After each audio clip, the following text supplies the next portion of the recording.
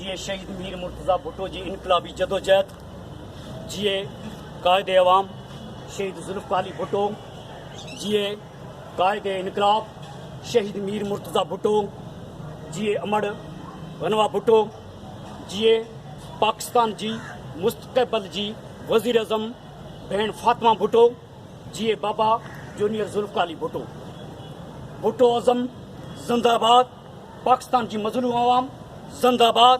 पाकिस्तान जिंदाबाद। Pakistan peoples party शहीद भुट्टो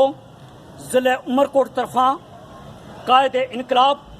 शहीद मीर मुर्तज़ा भुट्टो ऐं संदसि साथियुनि जे क़त्ल केस में नामज़द दहशतगर्द police officer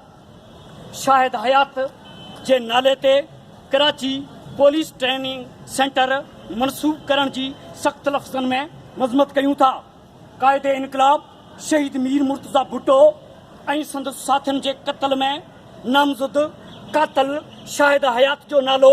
police training centre ते रखे पाकिस्तान जी अवाम, सिंध जी अवाम भुट्टो अज़म जे पैरोकारनि जी दिल आज़ारी कई वई आहे। असां पाकिस्तान पीपल्स पार्टी शहीद भुट्टो ज़िले उमरकोट जा कारकुन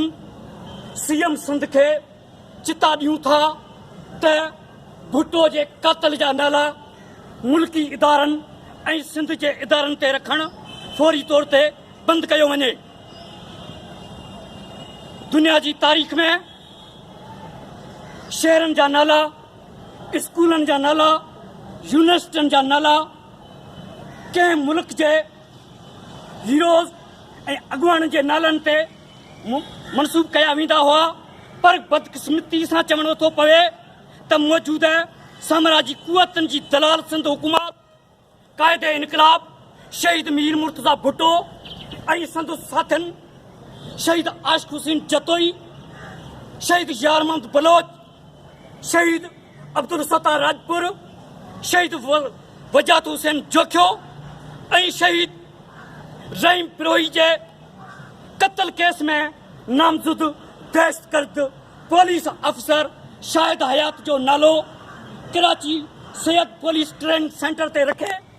सिंध जे अवाम जी भुट्टो अज़म जे पैरोकारनि जी दिल आज़ारी कई वई आहे, जंहिंजी बि असां सख़्त लफ़्ज़ में मज़म्मत कयूं था। कायदे इनकलाब शहीद मीर मुर्तज़ा भुट्टो पाकिस्तान जे पहिरें चूंडियल वज़ीर अज़म शहीद जुल्फ़िकार अली भुट्टो जो फ़र्ज़ंद हो, जंहिंखे कराची में पुलिस शहीद करे छॾियो ऐं उन्ही क़त्ल में कातल शाहिद हयात पिणु शामिल हो। असां सिंध जे नामनियाद हुकूमत खे चऊं था त भुट्टो जे कातलनि जा नाला सिंध ऐं मुल्क जे इदारनि ते रखणु फौरन बंदि कया वञनि, न त सिंध जो अवाम सख़्त रद्द अमल कंदो ऐं उन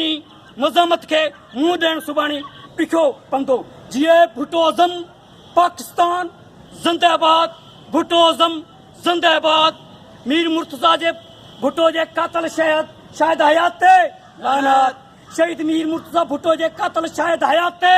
लानत, शहीद मीर मुर्तज़ा भुट्टो जे कातल शाहिद हयात ते लानत, शहीद मीर मुर्तज़ा भुट्टो जे कातल शाहिद हयात ते लानत। दम दम भुट्टो फातिमा भुट्टो, दम दम भुट्टो फातिमा भुट्टो, दम दम भुट्टो फातिमा भुट्टो, दम दम भुट्टो